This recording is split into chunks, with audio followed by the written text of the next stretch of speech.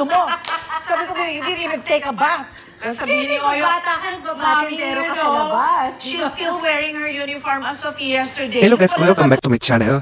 Dito ako ngayon sa video ni Karen Datulan na pinapakita na si Tita Bonnie B ay sobra palang stricto ng kanya sa kanyang mga anak. Dito pa lang si Danica ay may pagka-reveal din ng kanyang teenage years. Sabi ni Danica no kabataan daw niya ay hindi naman niya naramdaman ang paghihiwalay ng kanyang mga magulang. Pero pagdating ng kanyang teenage years, doon niya naramdaman at doon siya parang nag-reveal din na rin sa buhay niya. Usually during teenage years, doon ito nararamdaman na isang bata dahil inahanap niya kanyang sarili. Sa Erik Erikson, ang tawag dito is identity crisis. And tas, Mommy, can I do my assignment now? Okay. Mommy, I want to take a bath na. Okay. I'm going to sleep na. Yung ni Oyo, yung talagang sobrang, parang, and I saw myself in him na sobrang ganyan, talagang organized.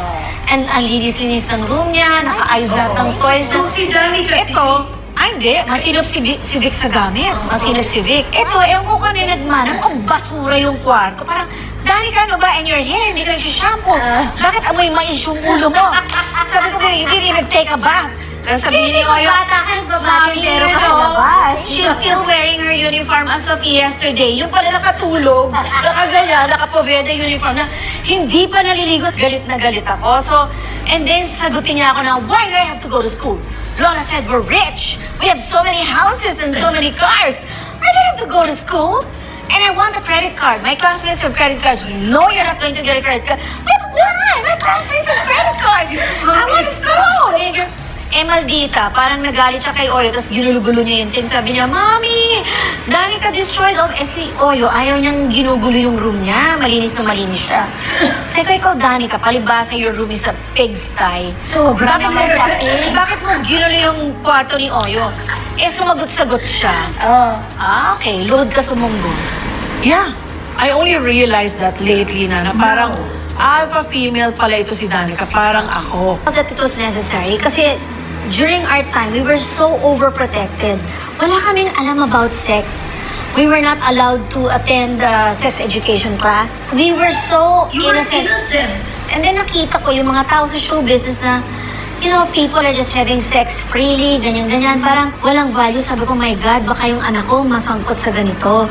So I was really worried. Takot ka mabanggit. Yes. And natakot ako yung pagka-bullheaded niya na, what? Ganun siya sa akin. Sabi ko, hindi siya natatakot sa akin. Sa daddy niya, takot siya. I think she was confused kasi bakit si daddy mabait?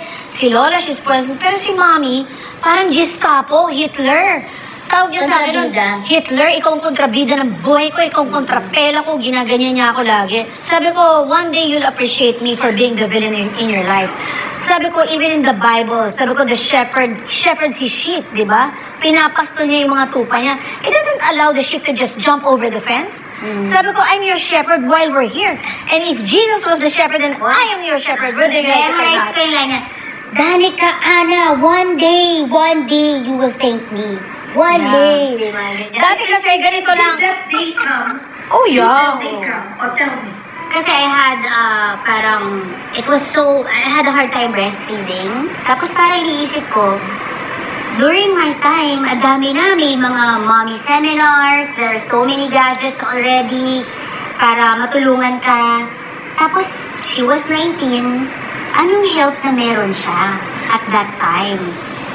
My husband also was beside me. So, parang iniisip ko, nahihirapan ako. Pero paano pa kaya yung ganung kabata? Tapos, parang naging world kasi muna sila ni dad, diba? So, I was just thinking of her strength.